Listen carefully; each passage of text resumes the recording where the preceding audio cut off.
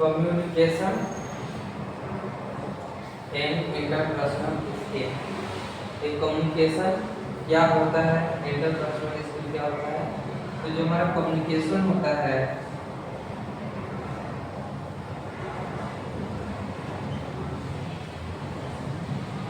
Communication इसमें हम अपने मैसेज को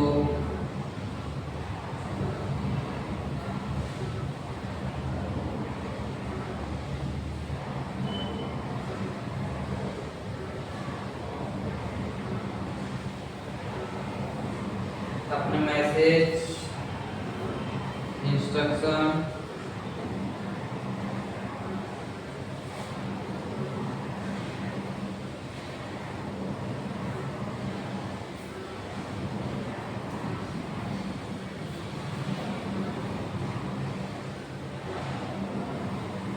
इसमें हमें अपने मैसेज या इंस्ट्रक्शन या इंफॉर्मेशन को एक प्रोफेशनल लैंग्वेज में या सही सकारात्मक रवैया के साथ किसी के सामने प्रस्तुत करना या भेजना ही हमारा क्या कहलाता है, कम्युनिकेशन कहलाता है, संचार कहलाता है। इसमें ये संचार अलग अलग टाइप के होते हैं कि हम डायरेक्ट अपने करते हैं या लिखित करते हैं या वर्बल करते हैं, नॉन वर्बल करते हैं। तो बस इसमें यही है कि हम अपने मैसेज या अपने निर्देश या अपने इंफॉर्मेशन को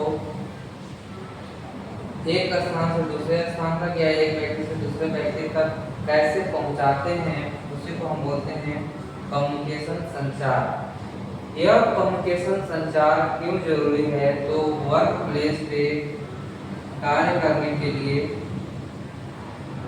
अपने हार्ड स्किल के साथ साथ, मतलब टेक्निकल नॉलेज के साथ साथ, टेक्निकल नॉलेज के साथ साथ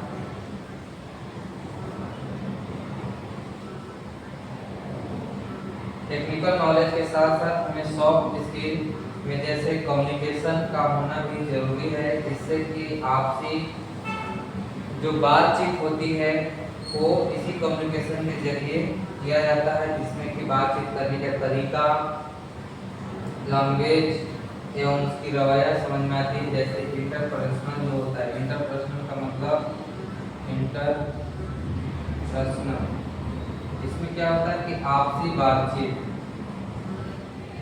आपसी बातचीत, आपसी संचार कि हम जिस कार्यस्थल पे कार्य कर रहे होते हैं वहाँ पर टीम में हम अपने टीम मेंबर के साथ अपने कार्यों, अपने मैसेज को कैसे हम हैंडओवर करते हैं, ये होता है आपसी बातचीत, इंटरपर्सनल। तो हम इस टॉपिक में इसी कम्युनिकेशन मतलब संचार एवं इंटरपर्सनल मतलब आपसी बातचीत के तौर तरीके को इस टॉपिक के अंतर्गत हम समझेंगे।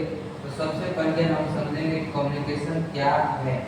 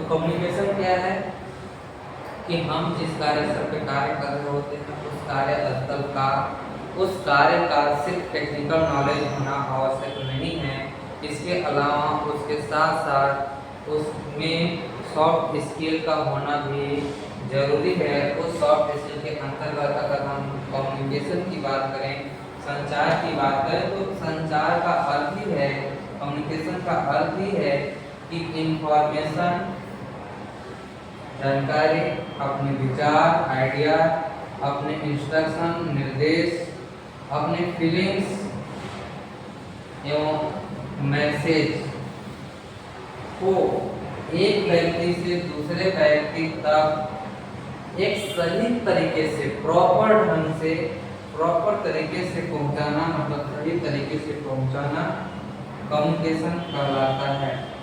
तो ये बात समझ में आ रही है कि कम्युनिकेशन क्या है, संचार क्या है।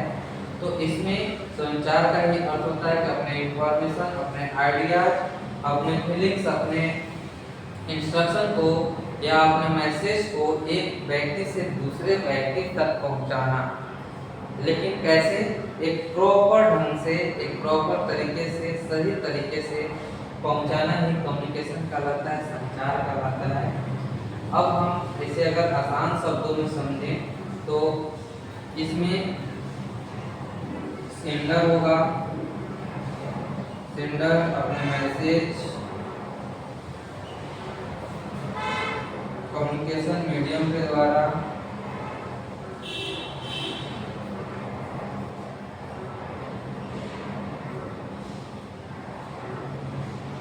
भेजेगा। इसके बाद ये रिसीव होगी,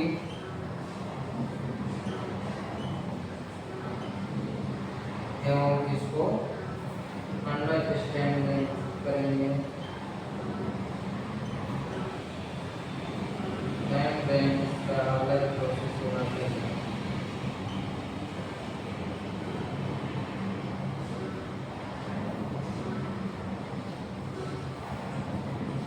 अगर हम इसे आसान भाषा में समझें तो जो मैसेज भेजने वाला होता है उसे सेंडर कहते हैं।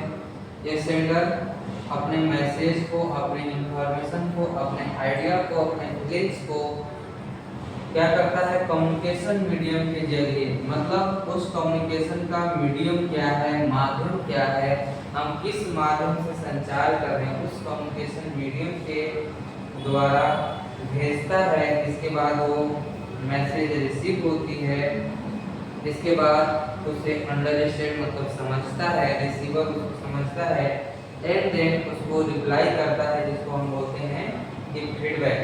कम्युनिकेशन तभी इफेक्टिव मानी जाती है जब रिसीवर को मैसेज का सही मीनिंग समझ में आ जाता है। मतलब कम्युनिकेशन तभी प्रभावी रूप से माना जाता है कि ये कम्युनिकेशन ज़्यादा इफेक्टिव है, ज़्यादा प्रभावी है, जब जो रिसीव करने वाला होता है रिसीवर, इस रिसीवर को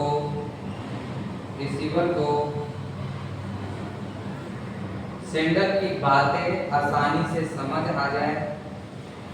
तो ये था कम्युनिकेशन। अब हम इफेक्टिव बनाने के लिए, अपने कम्युनिकेशन को इफेक्टिव बनाने के लिए क्या करते हैं, इफेक्टिव कैसे हो, मतलब इसमें हम बोल रहे हैं कि एक कम्युनिकेशन तभी अच्छा होगा या ज़्यादा इफेक्टिव मानी जाएगी जब सेंडर का मैसेज रिसीवर आसानी से समझ सकता है, उसे ही हम एक अच्छा कम्युनिकेशन, राइट कम्युनिकेशन बोलते हैं। तो इफेक्टिव कम्युनिकेशन क्या है? इफेक्टिव कम्युनिकेशन इसलिए जरूरी है क्योंकि इफेक्टिव कम्युनिकेशन अगर होगा तभी सेंडर की भाषा, सेंडर की बात, सेंडर की इंस्ट्रक्शन, उसके निर्देश, उसके फीलिंग्स या उसके मैसेज को ज़्यादा आसानी से रिसीवर समझ पाता है। इसलिए कम्युनिकेशन को इफेक्टिव बनाना आवश्यक होता है। तो इफेक्टिव कम्युनिकेशन क्या है? इसमें जो वर्ड आया है इफेक्टिव कम्युनिकेशन, तो ये इफेक्टिव कम्युनिकेशन क्या होता है?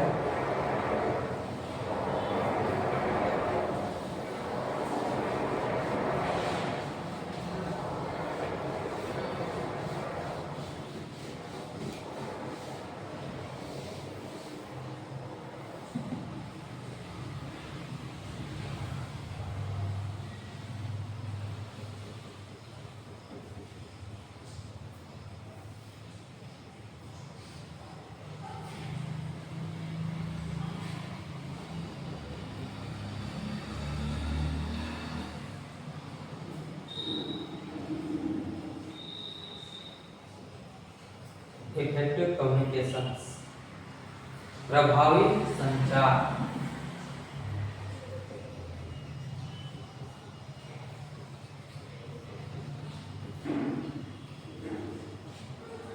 प्रभावी संचार, एक प्रभावी संचार क्या होता है?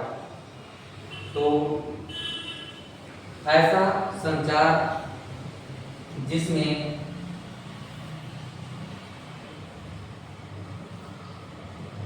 इफेक्टिव कम्युनिकेशन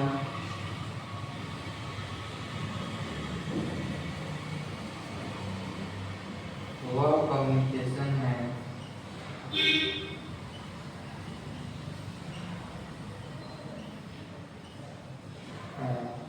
जिसमें इंफॉर्मेशन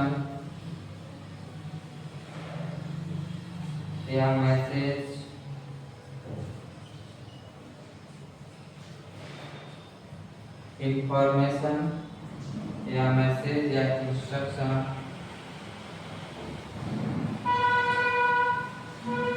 क्या हो, इस पहले नंबर पे क्लियर हो, करेक्ट हो,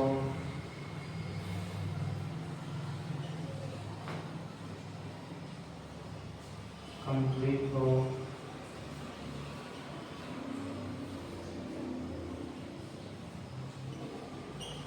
समय पर दी जाए,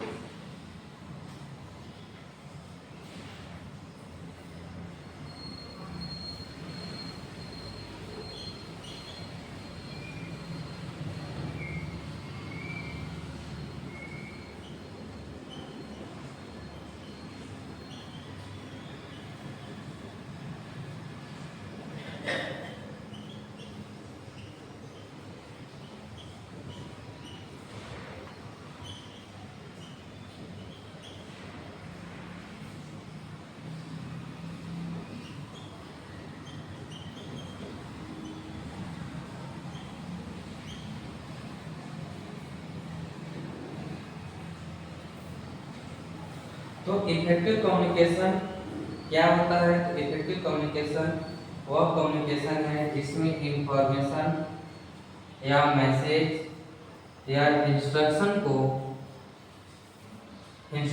में जो इंस्ट्रक्शन है, मैसेज है या इंफॉर्मेशन है वो क्या होना चाहिए? क्लियर होना चाहिए, करेक्ट मतलब सही होना चाहिए, कंप्लीट मतलब पूर्ण रूप से होना चाहिए, पूरा होना चाहिए, और यह हमारा मैसेज या इंस्ट्रक्शन समय पर दिया जाना चाहिए और वो उसके एप्रोप्रिएट लैंग्वेज में होना चाहिए और यह सही रिसीवर तक, सही व्यक्ति तक पहुंचे। इसके बाद रिसीवर द्वारा करेक्टली अंडरस्टैंड हो, यानी कि वह अच्छे तरीके से उसे समझ सके, तो रिसीवर द्वारा करेक्टली अंडरस्टूड हो, वो आसानी से उसे समझ सके। तो ये था प्रभावी कम्युनिकेशन। जैसे इसके एग्जाम्पल की बात करें हम, तो अगर सुपरवाइजर कहता है, अगर हमें कार्यस्थल जहाँ पे हम कार्य कर रहे हैं, सुपरवाइजर कहता है कि यह बहुत जनरल इंस्ट्रक्शन है, तो यह क्या है कि बेटर कम्युनिकेशन क्या है हो सकता है कि पीसीबी असेंबली आईडी 105 के एसओपी के अनुसार पावर सप्लाई कम्युनिकेशन फंक्शनल से चेक करें और रिजल्ट टेस्ट आउट में रिसॉल्व करें या रिकॉर्ड करें। तो एक होता है इफेक्टिव कम्युनिकेशन या प्रॉपर कम्युनिकेशन। तो इफेक्टिव कम्युनिकेशन के लिए जो इंफॉर्मेशन है, मैसेज है, वो क्लियर हो, करेक्ट हो, कंप्लीट हो, समय पर दी जाए, अप्रॉक्सीमेट लैंग्वेज में हो एवं उसके सही व्यक्ति तक पहुंचे और रिसीवर द्वारा करेक्टली अंडरस्टूड हो, मतलब आसानी से समझने योग्य हो। जैसे हमें एग्जांपल दिया कि अगर सुपरवाइजर द्वारा कोई निर्देश दिया जाता है या कोई मैसेज दिया जाता है कि पीसीबी टेस्ट करो, तो पीसीबी टेस्ट करो ये हमारा इफेक्टिव कम्युनिकेशन नहीं है। इफेक्टिव कम्युनिकेशन के लिए हमें प्रॉपर तरीके से उसे कम्युनिकेट करना होगा, क्योंकि पीसीबी में भी हमें कौन कौन से कंपोनेंट हैं या हमें कौन सी चीजें उसमें टेस्ट करनी है। तो इसके लिए जो बेटर कम्युनिकेशन होता है या इफेक्टिव कम्युनिकेशन होता है, उसमें हम जैसे एग्जांपल पढ़ते हैं कि इफेक्टिव कम्युनिकेशन क्या है और नॉर्मल कम्युनिकेशन क्या है, दोनों में डिफरेंस क्या है।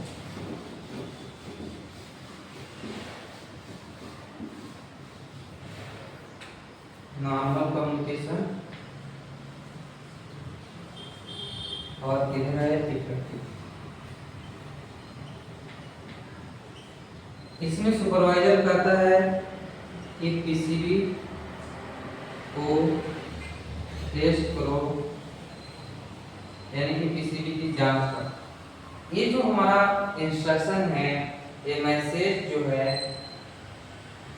ये निर्देश जो है, ये हमारा सही नहीं है, मतलब ये रॉन्ग कम्युनिकेशन है, ये हमारा प्रॉपर कम्युनिकेशन नहीं है, बेस्ट कम्युनिकेशन नहीं है, बेटर कम्युनिकेशन नहीं, मतलब प्रभावी नहीं है, प्रभावित रूप से नहीं है, इफेक्टिव नहीं है। इफेक्टिव रूप से क्या होगा इसका, तो इसमें हम प्रॉपर उसको मैसेज देंगे कि पीसीबी असेंबली आईडी 105 को एसओपी के अनुसार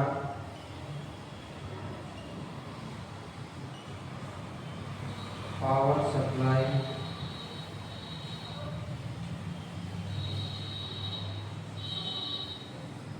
कंटिन्यूटी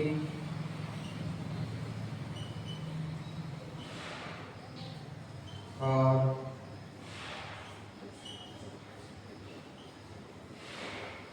फंक्शनल टेस्ट से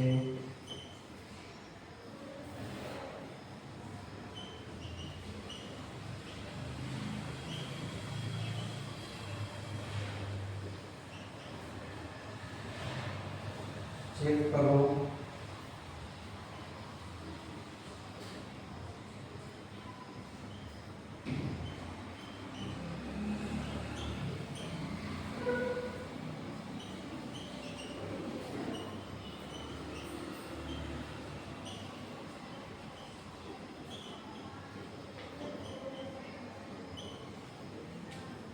तो एक नॉर्मल कम्युनिकेशन और एक इफेक्टिव कम्युनिकेशन में क्या अंतर है। हम जिस भी इलेक्ट्रॉनिक हार्डवेयर असेंबली का काम कर रहे हैं, तो वहाँ पे हमारे कार्यस्थल पे हमारे कार्य के लिए सुपरवाइजर होते हैं। तो उस सुपरवाइजर ने हमें कोई मैसेज दिया, हमें कोई इंस्ट्रक्शन दिया, या वो मैसेज इंस्ट्रक्शन वो नॉर्मल है या इफेक्टिव है, ये कैसे हम पहचानेंगे। तो नॉर्मल कम्युनिकेशन में वो डायरेक्ट अगर बोलता है कि पीसीबी को टेस्ट करो या पीसीबी की जांच करो, लेकिन पीसीबी में तो बहुत सारे कंपोनेंट लगे होते हैं, उसमें कौन से कंपोनेंट की जांच करनी है और कौन कौन से जांच करनी है। तो इसके लिए हमें प्रभावी कम्युनिकेशन की आवश्यकता होती है, क्योंकि उसमें कोई भी चीज क्लियर नहीं है, स्पष्ट नहीं है, या इसको जो रिसीवर होगा वो रिसीवर आसानी से अंडरस्टूड नहीं है, मतलब वो आसानी से इसको समझ नहीं सकता है।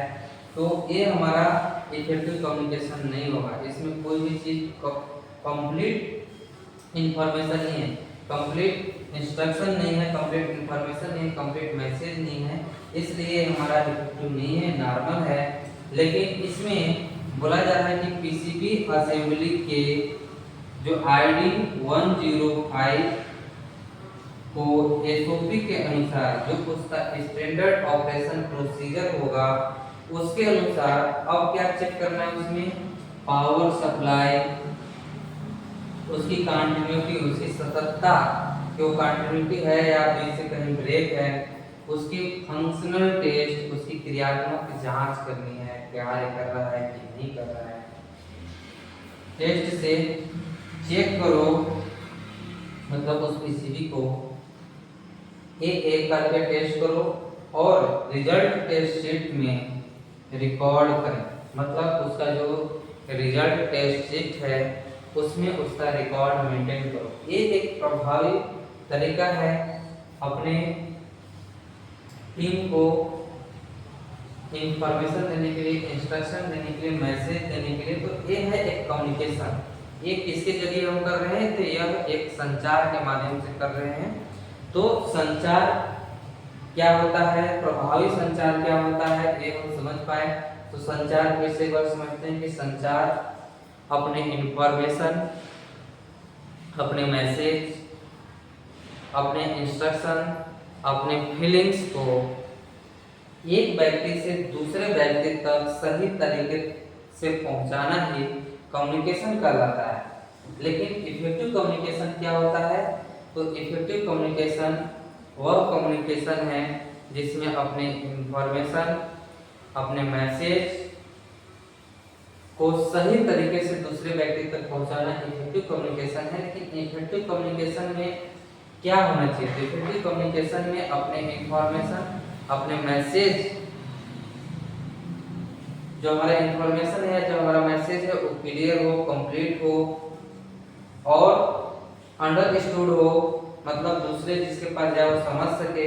तो उसी तरह से हमने एग्जांपल लिया है यहाँ पे कि एक नॉर्मल और एक बेटर इंस्ट्रक्शन का, मैसेज का। तो एक नॉर्मल और एक इफेक्टिव इंस्ट्रक्शन जो है, हमने एक एग्जांपल में सुपरवाइजर निर्देश देता है, सुपरवाइजर अपने टीम को निर्देश देता है कि इस पीसीबी को टेस्ट करो। लेकिन उस पीसीबी में कौन सी जांच की जानी है, कौन सी कंपोनेंट की जांच की जानी है, यह उसमें क्लियर नहीं है। वो मैसेज या इंफॉर्मेशन क्लियर नहीं है, कंप्लीट नहीं है।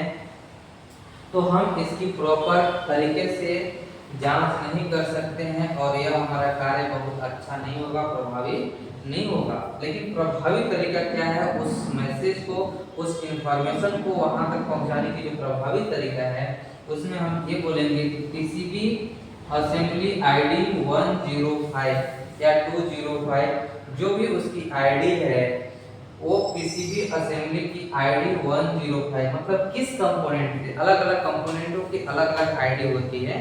तो उसी तरह से आईडी नंबर दिया हुआ है कि 105।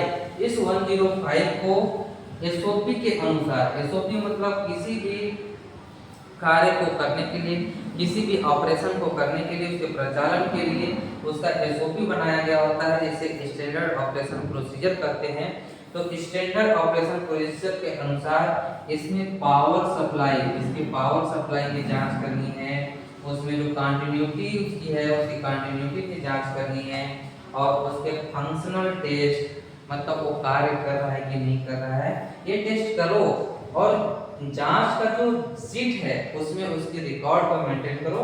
यह एक प्रभावी निर्देश है, यह एक प्रभावी इंफॉर्मेशन है, इंस्ट्रक्शन है या मैसेज है, जिसमें कि कार्य करने वाले को पूर्ण रूप से उस मैसेज को अंडरस्टूड है, समझ रहा है और उसको वो कंप्लीट करेगा। तो ये हमारा कार्य क्या होगा?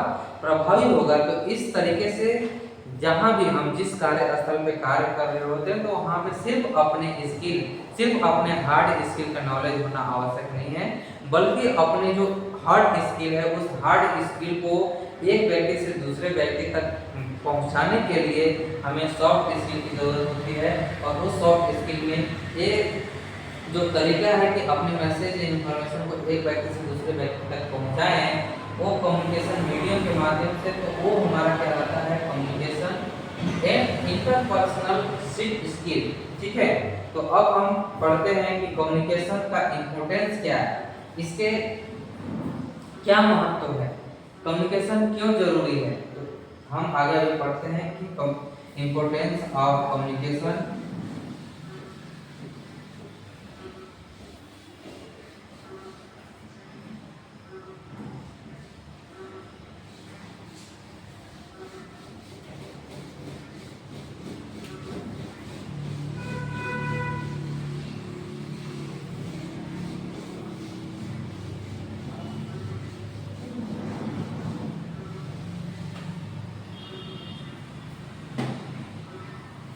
importance of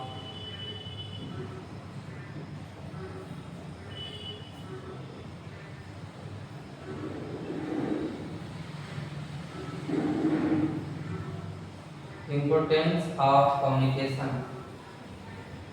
कम्युनिकेशन मतलब संचार का महत्व। संचार में क्या महत्व है?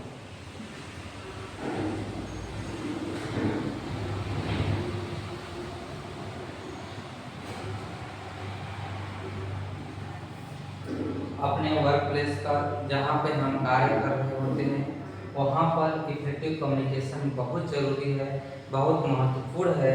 लेकिन उसके महत्वता का, उसके महत्व का क्या महत्वता है, क्या महत्व है, क्या इम्पोर्टेंस है, उसी को हम पढ़ते हैं। तो इसके महत्व इस प्रकार से, जैसे हम इसके महत्व की बात करें तो इसमें जो हमारा गलतियाँ होती हैं, मतलब अगर निर्देश सही से मिला, प्रॉपर ढंग से निर्देश प्राप्त हुआ तो सामने वाले उसे आसानी से समझता है और उस पर कार्य करता है और कार्य को सही करता है। इसलिए इसमें जो गलतियां होती हैं, गलतियां कौन से कम होती हैं?